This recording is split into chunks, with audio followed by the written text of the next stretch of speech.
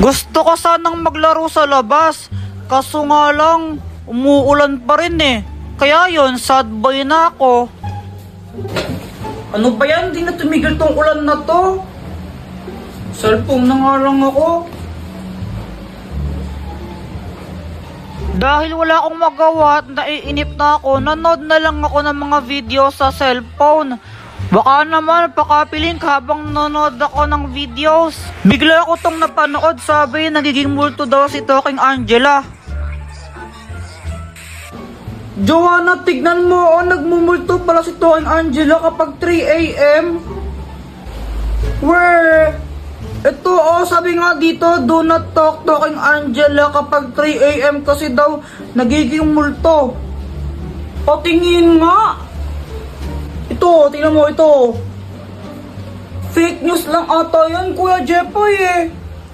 Malay mo, totoo, naglalaro ka pala nito. Basta ako, hindi ako naniniwala dyan. Kung gusto mo mamayang 3 AM, kausapin natin si Talking Angela, tignan natin kung totoo. Oo, sige. Sige, magpupuyat tayo, walang matutulog ng maaga. Gustong gusto talaga naming magpuyat ni Joanna nun. Kasi gusto namin malaman kung totoo ba yan o hindi. Kaso nga lang, matulog na kayo ha? Pero ma'am, makakausapin pa namin mamayang 3 AM si Talking Angela eh. Ay, Jepoy, hindi. Matulog na kayo. Sige na mama, payagan mo na kami magpuyat. Mamili ka, matutulog. Daya.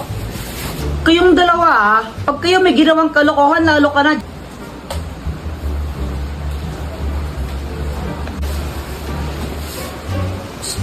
Joanna!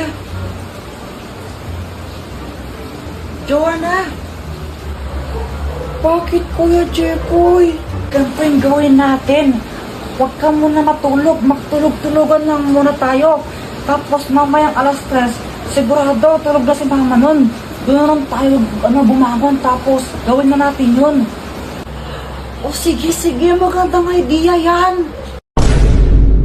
Joanna, 3 AM na tingnan mo. Tara, gawin na natin. Oo, game na ako.